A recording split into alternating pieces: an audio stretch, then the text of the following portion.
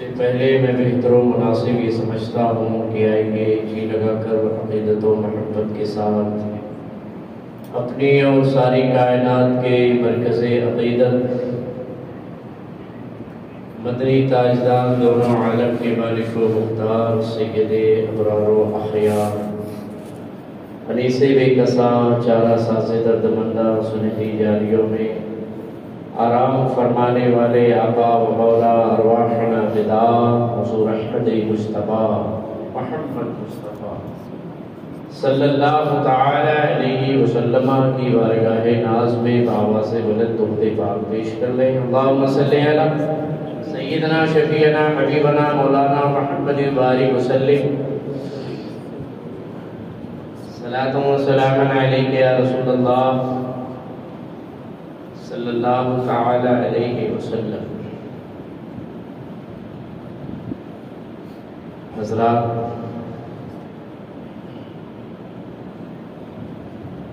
اللہ تبارک و تعالی نے اپنے کلام کے اندر جگہ جگہ جہاں اپنی عبادت کا ذکر فرمایا ہے اسی مقام پر والدین کا مقام و مرتبہ، ماں باپ کے ساتھ اولاد کا کیا برتاؤ ہونا چاہیے، کیسا سلوک اختیار کرنا چاہیے، ان کی عظمت کے حوالے سے بھی اللہ رب العزت نے جگہ جگہ قرآن میں نشاندہی فرمائی، اور ایک دو مقام پہ نہیں، متعدد مقام۔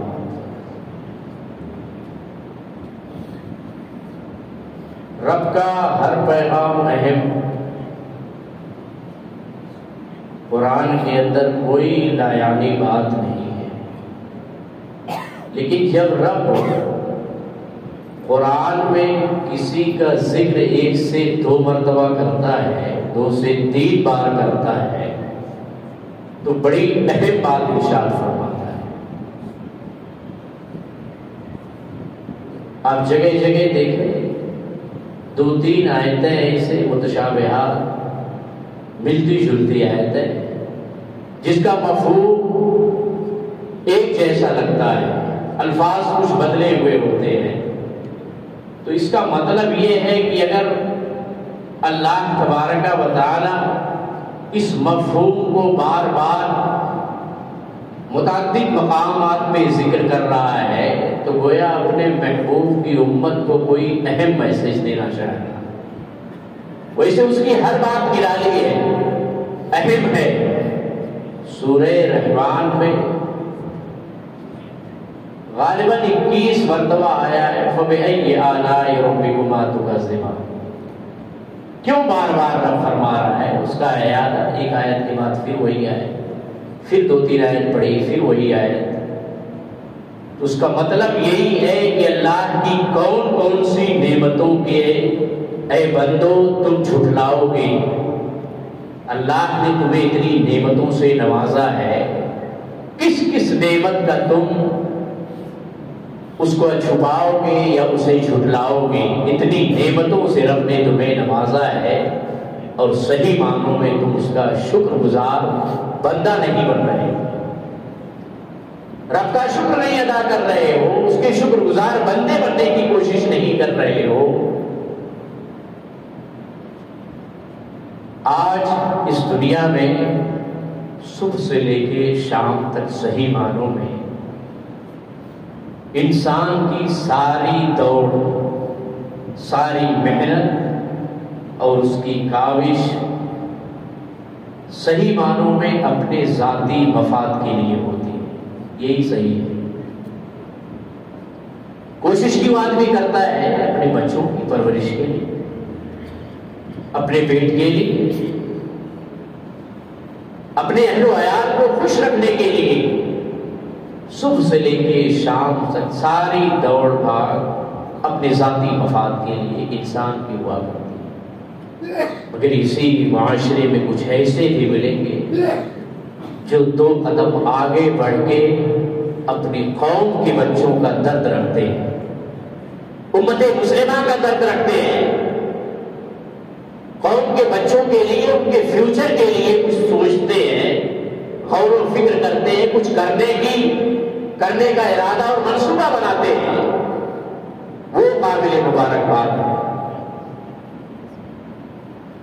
والدین کی فضیلت، ان کا مقام، ان کا مرتبہ جگہ جگہ اللہ نے اگر 1 سے 2 مرتبہ بیان کیا ہے تو ظاہر ہے ماں باپ کا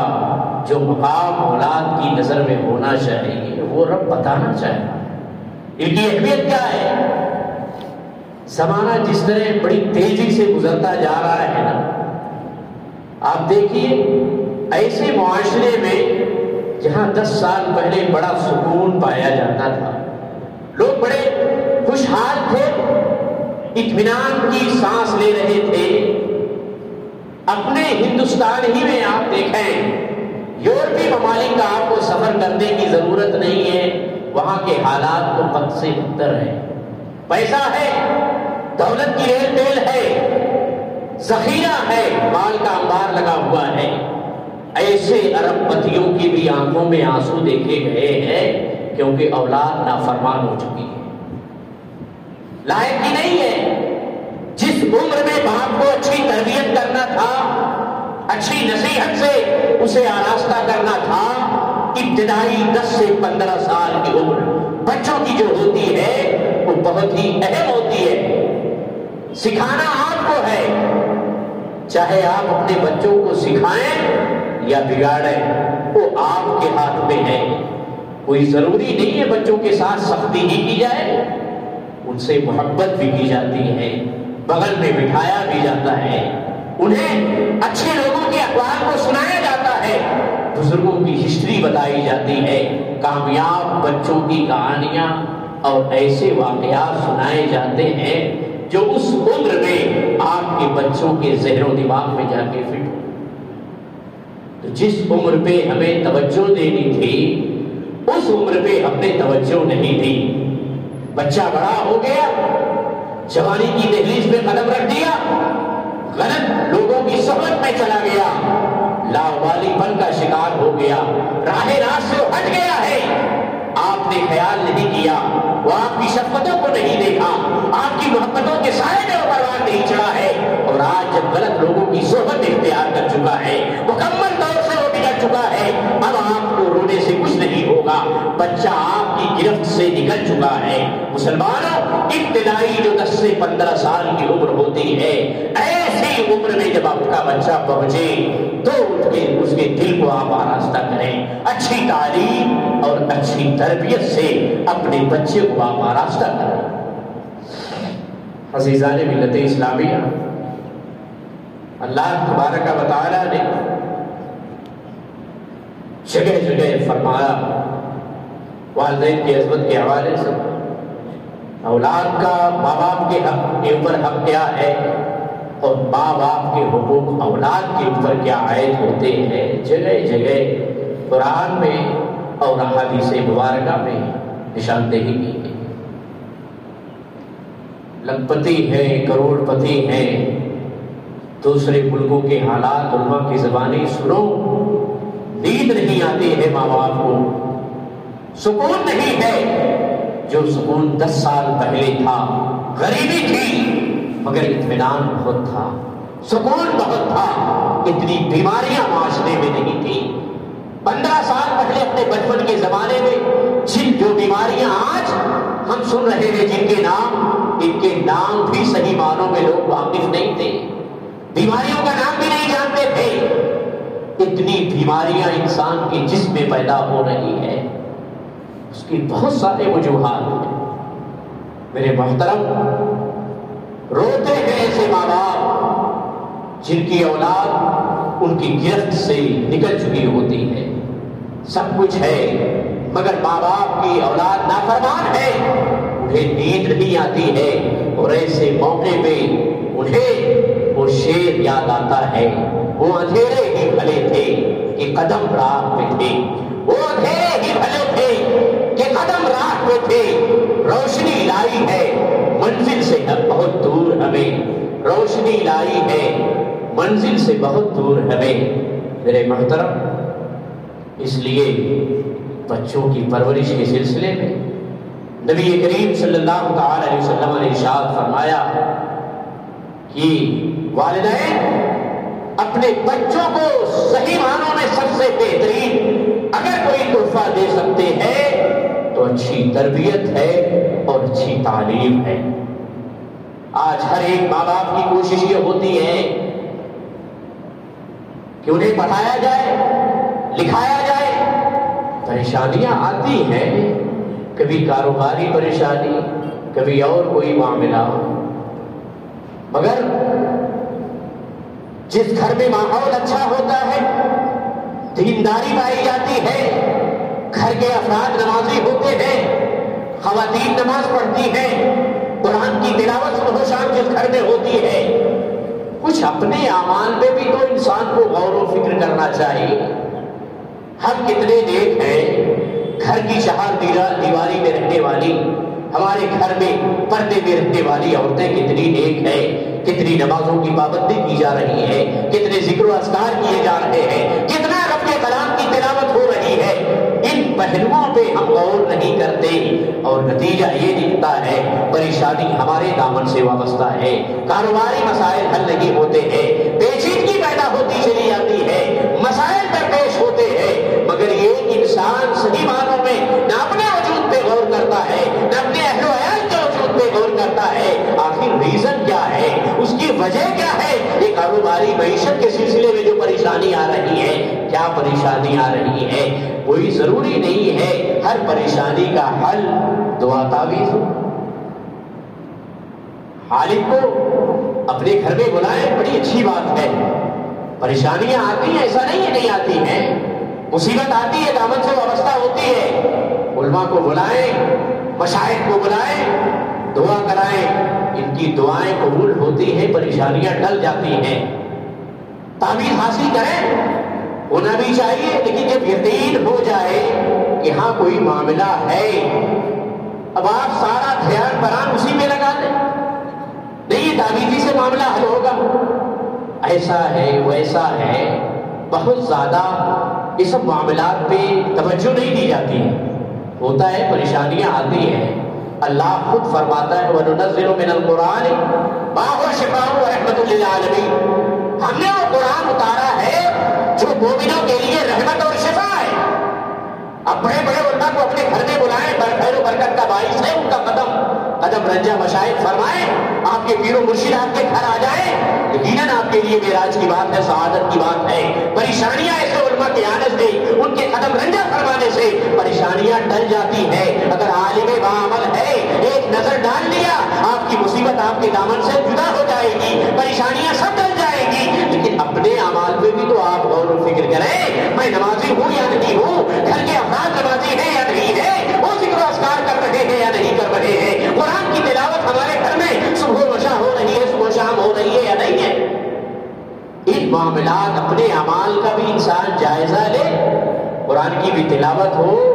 دینی ماحول آپ گھروں میں پیدا کریں، ساری پریشانیاں دور ہو جائیں۔ عزیزان ملت اسلامیہ،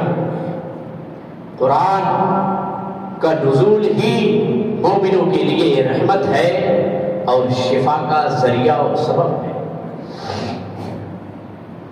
میرے محترم، آج ماحول میں،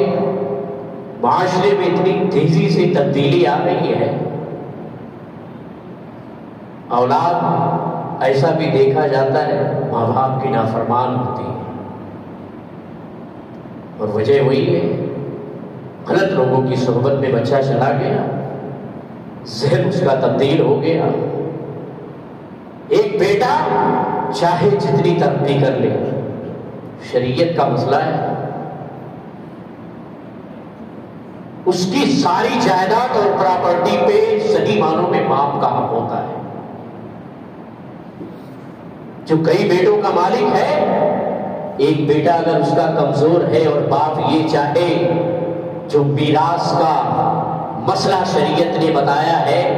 باپ کو یہ اتھارٹی اور پاور شریعت نے دی ہے کہ اپنی کمزور اولاد کو اگر چاہے تو کچھ حصہ زیادہ بھی دے سکتا ہے، اسے اختیار دیا شریعت نے۔ جو حصہ متعین ہے وہ تو ہے ہی ہے، وہ مسلم ہے شریعت کی نگاہ میں، لیکن اپنی کمزور اولاد کو جو معاشی اعتبار سے کمزور ہے، ایک باپ یہ چاہتا ہے تو باہمی مشورے سے اپنے بیٹوں کو راضی کر کے اپنے اس کمزور اولاد کو اگر کچھ حصہ زیادہ دینا چاہے تو انہیں مسئلہ بتا کے ان کی رضامندی سے اسے زیادہ دے سکتا ہے۔ یہ باپ کا پاور ہے، شریعت نے اختیار دیا اسے۔ لیکن اگر سب کا اتفاق نہ ہو تو شریعت کا جو مسئلہ ہے اس حساب سے تو بٹوارا ہوگا۔ میرے محترم، ماں باپ کی دعائیں اولاد کے حق میں بہت مقبول ہوا کرتی ہیں۔ ہم علماء کے پاس جاتے ہیں، مشائخ کے پاس جاتے ہیں، درگاہوں پہ جاتے ہیں، یہ سب کچھ درست ہے، امر مباح ہے، پریشانیوں کے دفع کرنے کا ایک سبب ہے یہ، لیکن دیکھا گیا ایسے گھروں میں جن گھروں میں بوڑھے ماں باپ ہیں، بڑھاپا طاری ہے، ضعیفی کی عمر کو پہنچ چکے ہیں، باپ پابند صوم و صلاۃ ہے، نماز کا پابند ہے، روزے کا پابند ہے، قرآن کی تلاوت کا پابند ہے، ایسا نیک باپ جو جننے سے آج معذور ہے، گھر میں موجود ہے، مگر بیٹے کو توفیق نہیں ہوتی ہے وہ اپنے باپ کے قدموں سے لگ جائے، ان کے ہاتھ کو بوسہ دے اور ان کی بارگاہ میں عقیدہ پیش کرے، جس کا باپ نیک ہے، بیٹے کو یہ تسلیم ہے میرا باپ صحیح سالم ہے، نیک ہے، پابند صوم و صلاۃ ہے، ان سے دعا کرانے کی ضرورت ہے۔ آپ علماء کے پاس جائیں، مشائخ کی بارگاہ پہ جائیں، پیروں سے دعا کرائیں، یہ سب کچھ صحیح ہے، لیکن تیرا باپ اگر پابند صوم و صلاۃ ہے، اس کے اندر کوئی شرعی اعتبار سے کمی نہیں ہے، تو باپ کی دعا لینا بھی ضروری ہے، ماں کی دعا لینا بھی ضروری ہے، ان کے قدموں کو بوسہ دو، صرف ماں کے قدموں کے نیچے ماں بننے کے بعد میرے نبی اکرم صلی اللہ تعالی علیہ وسلم نے جنت کو کھینچ کر ایک ماں کے قدم کے نیچے لا کے رکھ دیا اور یہ بتا دیا اے اولاد تمہاری جنت تمہارے ماں باپ کے قدموں کے نیچے ہے، تم ان کی صحیح فرما برداری کرو گے، اطاعت کرو گے، ان کا کہنا مانو گے تو یقیناً یہی ماں باپ تمہارے لیے جنت میں جانے کا سبب بنیں گے۔ باپ پابند صوم و صلاۃ، کوئی شرعی کمی نہیں ہے، مگر بیٹے کو یہ توفیق نہیں ملتی کہ اپنے باپ سے دعا کرائے۔ نبی کریم صلی اللہ تعالی علیہ وسلم نے ارشاد فرمایا دعاء الوالد لولدہ کدعاء النبی لامتہ، باپ کی دعا، والد کی دعا اولاد کے حق میں ایسے ہی ہے جیسے ایک نبی کی دعا اپنی امت کے لیے ہوا کرتی۔ کتنی عظیم بشارت ہے، پیر دعا کرے قبول ہوتی ہے اگر معاشرہ ہے، لیکن پیر کی ہر دعا مرید کے حق میں قبول ہو جائے یہ کوئی ضروری نہیں ہے۔ ایک عالم بابر ہے، علماء کی دعا اللہ قبول کرتا ہے، مگر ہر دعا ان کی قبول ہو یہ کوئی ضروری نہیں ہے۔ اللہ اکبر، استاد شاگرد کے بارے میں دعا کرے، اگر بہت نیک استاد ہے تو اس کی دعا بھی اللہ قبول کرتا ہے، مگر اس کی ہر دعا قبول ہو یہ کوئی ضروری نہیں ہے۔ تعویذ کے اندر اثرات ہوتے ہیں، وہ مؤثر ہوتی ہے، اثر دکھاتی ہے اپنا، مگر ہر تعویذ اثر انداز ہو یہ کوئی ضروری نہیں ہے۔ مگر اس باپ کے بارے میں میرے نبی نے کیا فرمایا ہے، جس نبی کی زبان پہ قرآن کرتا ہے یہ نبی ایسے ہیں جو اپنی مرضی سے کچھ نہیں بولتے ہیں، یہ ایسے نبی ہیں وہی بولتے ہیں جن کا رب چاہتا ہے۔ امام اہل سنت نے فرمایا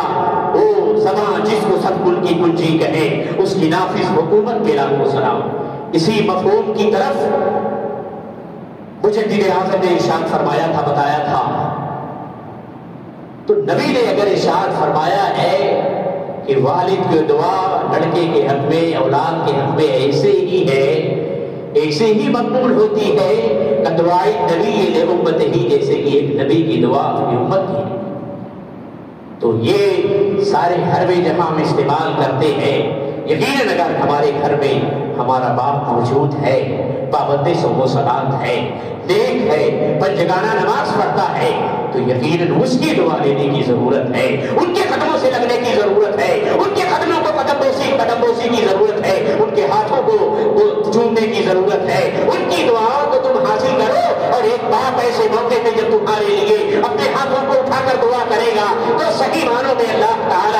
کی دعا کو شرف قبولیت عطا فرمائے۔ عزیزان ملت اسلامیہ، آج ہمارے گھر میں قد آدم کے برابر ٹی وی رکھی رہتی ہے۔ جتنا بڑا انسان کا قد ہے اتنی بڑی ٹی وی ہم لاتے ہیں، معاذ قد آدم کے برابر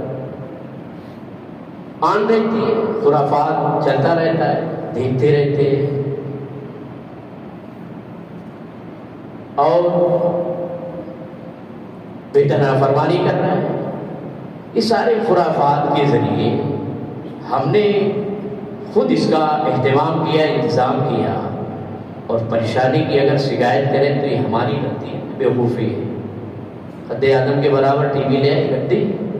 بچے سکون سے دیکھ رہے ہیں، گھر والے بیٹھ کے دیکھ رہے ہیں، سیریل دیکھ رہے ہیں اور کچھ دیکھ رہے ہیں، ڈرامہ دیکھ رہے ہیں، یہ سارے خرافات چلتے رہتے ہیں۔ نبی نے ارشاد فرمایا، جس گھر میں کتا ہو، جس گھر میں کوئی جاندار کی تصویر ہو، چاہے وہ اپنے پیر ہی کی کیوں نہ ہو، اور پیر سے بڑا کون ہوگا،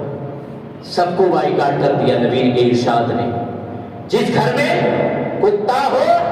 جس گھر میں کوئی جاندار کی تصویر ہو، کوئی بھی ہو، اور جس گھر میں جنبی ہو، جس کے اوپر غسل واجب ہے اور نہا نہیں رہا، غسل نہیں کر رہا ہے، غسل واجب ہے، صبح سے شام تک اسی حالت میں گھر میں تفریح کر رہا ہے، گھر میں بیٹھا ہے، نہانے کی توفیق نہیں مل رہی ہے، نبی ارشاد فرماتے ہیں ایسے گھر میں برکت نہیں ہوتی، رحمت کے فرشتے نہیں آتے۔ جس گھر میں کتا ہو یا تصویر ہو یا جنبی ہو، ناپاکی کی حالت میں ہے، غسل نہیں کر رہا ہے، غسل واجب ہے، ایسے گھروں کی نشاندہی فرمائی میرے آقا نے،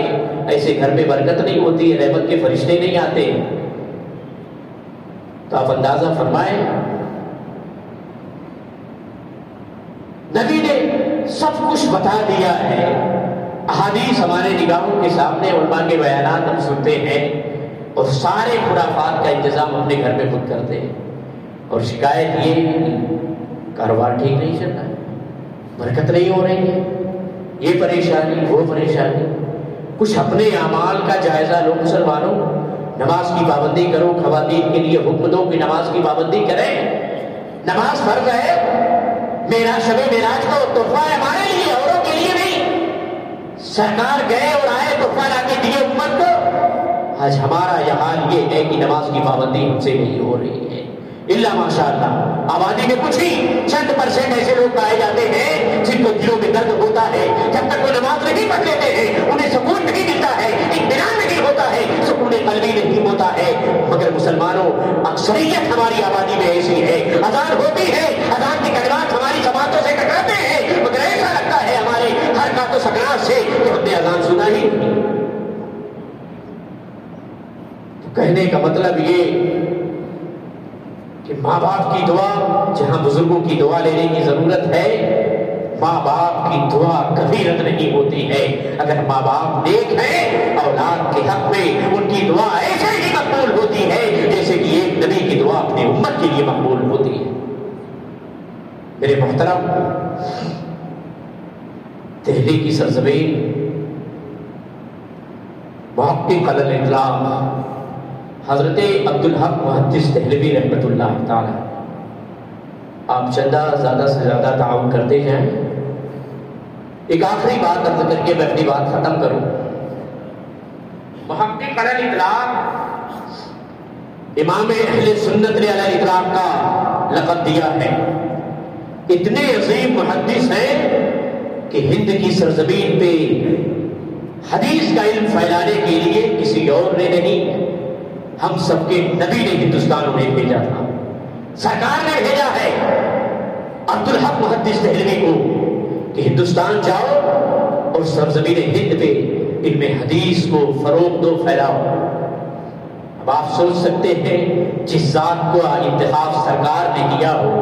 اور ہند کی سرزمین پہ علم حدیث کو فروغ دینے کے لیے، پھیلانے کے لیے خود محمد عربی صلی اللہ تعالی علیہ وسلم نے بھیجا ہو، اس کا مقام و مرتبہ کیا ہو؟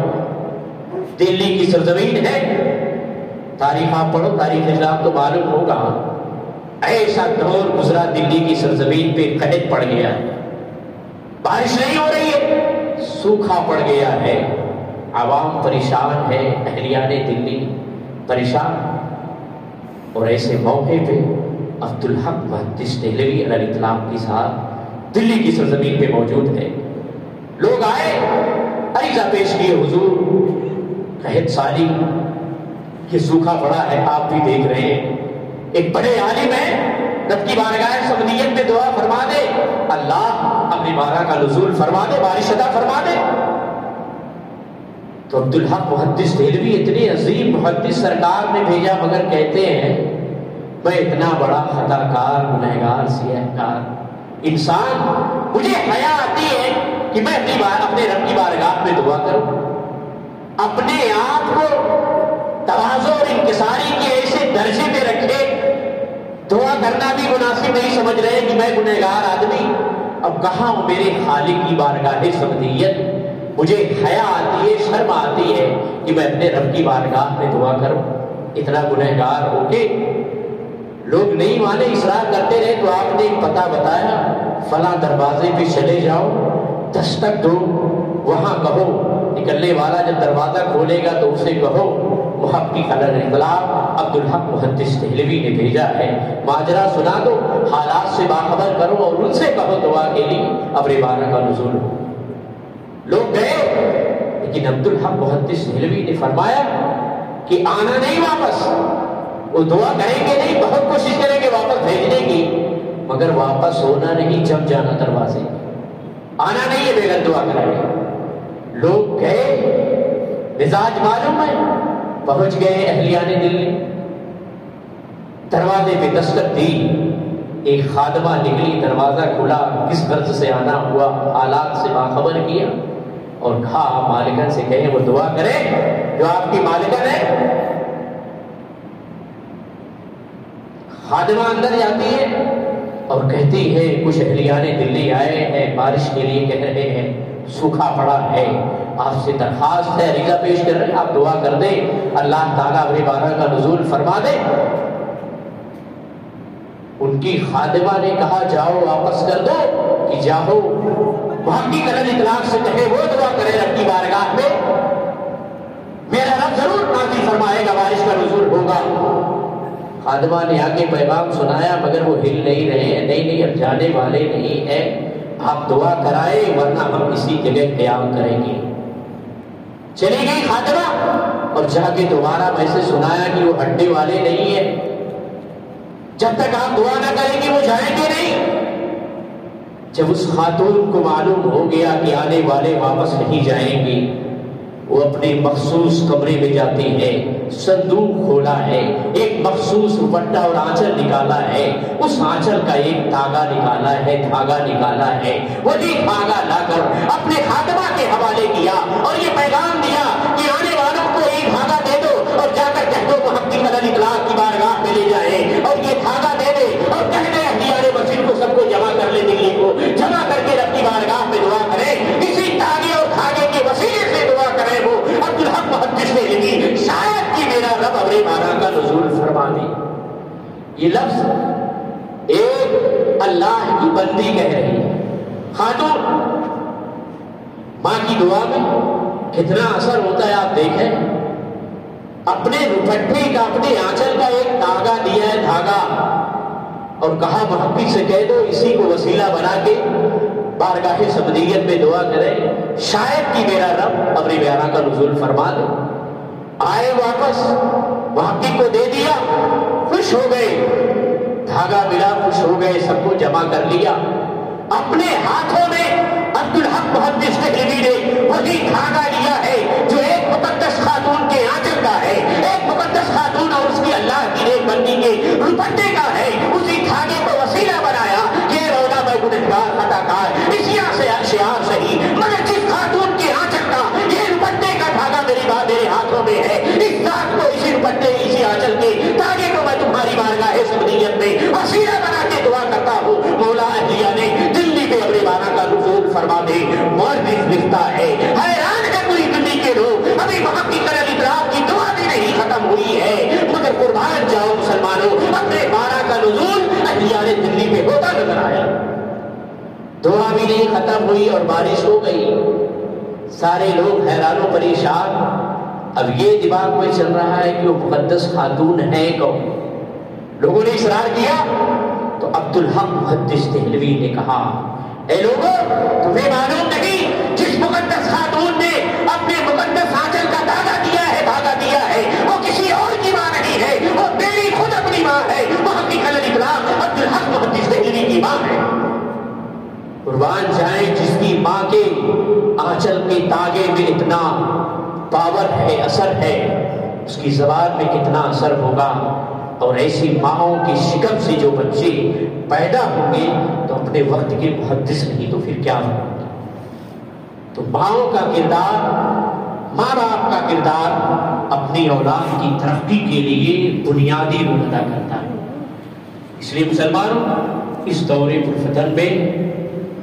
جہاں ہم اپنی ترقی کے لیے، اپنے کاروبار کو ساتھ دینے کے لیے، فروغ دینے کے لیے ہر جائز طریقہ اپناتے ہیں، وہیں پہ ہمیں یہ دھیان میں رکھنا چاہیے کہ ہمارے ماں باپ اگر ضعیفی کی عمر کو پہنچ گئے ہیں، نیک ہیں، پابند سمو سلاد ہیں، تو اپنے ماں باپ کے قدموں سے لگ جائیں، ان کے دستوں کی دستبوسی کریں، ان کی دعاؤں کو حاصل کریں۔ ایک باپ جب بیٹے کے لیے دعا کرتا ہے تو صحیح معنوں میں باپ اگر نیک ہے تو اس کی دعا کو مولا قدر ہی فرماتا ہے۔ اس لیے جہاں ہم تمام جائز طریقے اپنا رہے ہیں، اپنے باپ کی دعا کو بھی حاصل کریں۔ اللہ تبارک و تعالیٰ کی بارگاہ میں دعا ہے کہ مولا کریم ہمیں حسن عمل کی توفیق عطا فرمائے، ہر ایسی اولاد کو اپنے ماں باپ کے مقام و مرتبے کو سمجھنے کی مولا ہر بچے کو توفیق عطا فرمائے، ان کا ادب و احترام کرنے کی توفیق عطا فرمائے۔ وآخر دعوانا الحمدللہ رب العالمین۔